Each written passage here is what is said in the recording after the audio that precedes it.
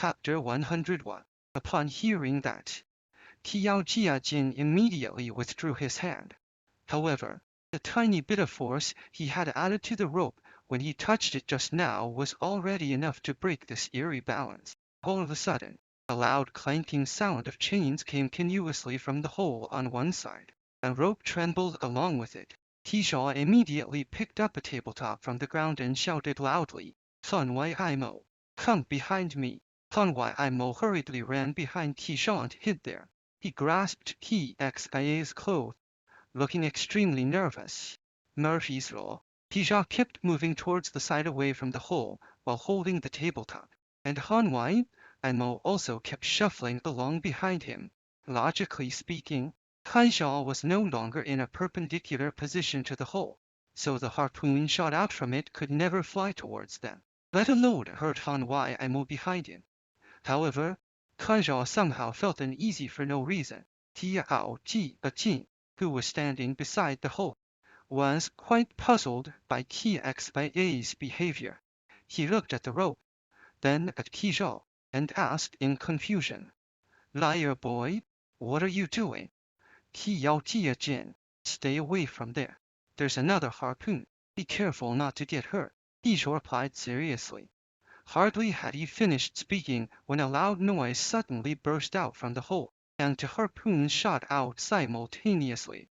The first one was the intruder that had accidentally flown into the hole before, while the second one was clearly the real one that had been gathering strength for a long time.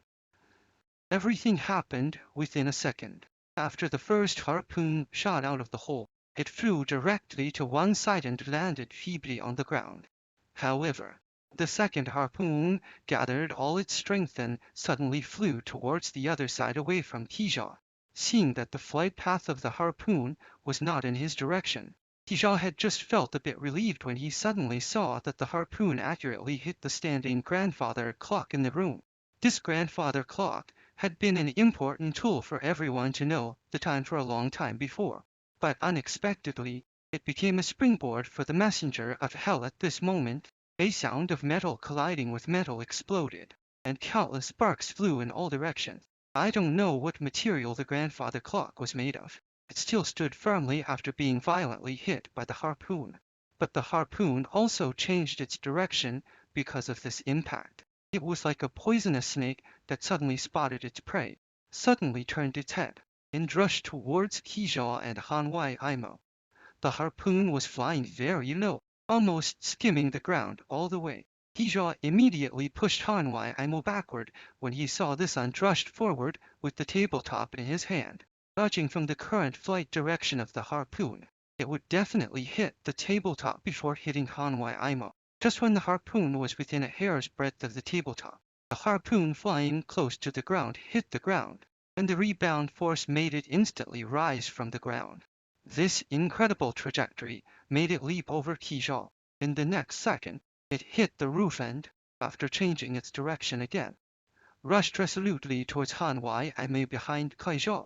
In everyone's eyes, this harpoon was like a zigzagging bolt of lightning, accurately flying towards its target after bypassing all obstacles. Just as Han Wei Aimo had said, he was bound to be hit by the harpoon.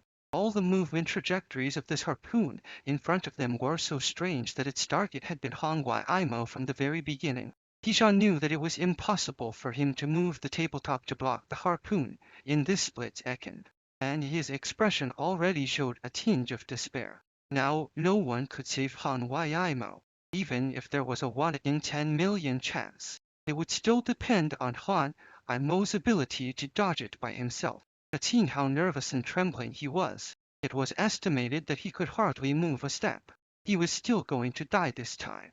Just when the harpoon was less than 5 centimeters away from Han Wei Aimo, Tiao Jiajin, who was standing beside the hole, suddenly reached out and grabbed the rope spraying out from the hole, and then yanked it backward violently. The rope pulled the harpoon, and one part affected the whole situation.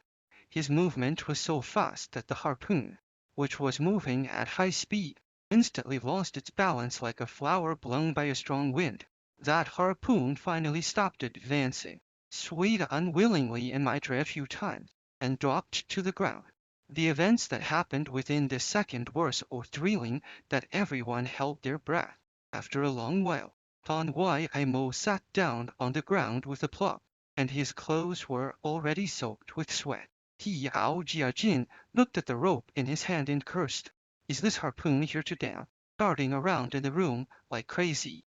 What the hell? Tisha put down the tabletop and came to Han Wai Mo's side with lingering fear.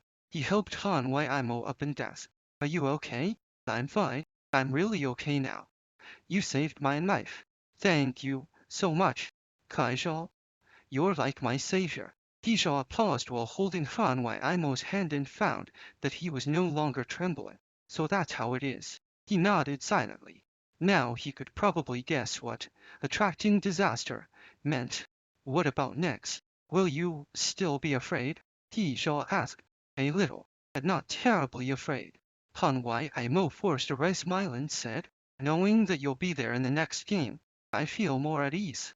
Hearing this, Kaija felt that saving Han Wai Mo was really a correct decision, although the full capabilities of attracting disaster were still unclear. It seemed that he could predict the danger that was about to happen for now. If he took Han Wai Mo with him when facing those Zodiac battles, Kaija should be able to judge the danger level of the game through Han Wai Mo's degree of fear. If things went more smoothly, Tisha could even know whether he could bet his life against the opponent. Of course, all of this was just a nice assumption.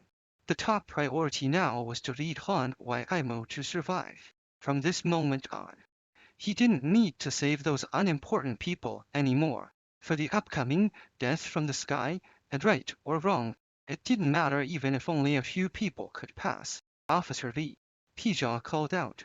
What did you say about the harpoon just now? Oh, Officer Lee came to his senses, then quickly cooperated. There are words on this harpoon. Come and have a look. Tisha pretended to look at the harpoon and then said, I see. Now, I understand. Everyone. The question setter has become the human sheep. Again this time. But the human sheep is known to lie. He told everyone his inference in detail and then walked straight to the hole in the middle of the room. He knew that the ground would collapse in a few minutes, and by then everyone would need to hang from the ceiling to survive this disaster. Tisha stated his inference with the original intention of only saving some of the people. However, unexpectedly, everyone believed him one after another. When Tisha stood under the hole, the first person to stand beside him was Xiao Ran. This time, Xiao Ran had an admiring expression on his face and almost believed XIA's words unconditionally. Perhaps it was because XIA's several performances had been so perfect that Xiao Ran had developed feelings of admiration for him. Brother Qi, I don't know why, and I trust you especially, Xiao Ran said flatteringly. Tisha sneered. Then I really should thank you.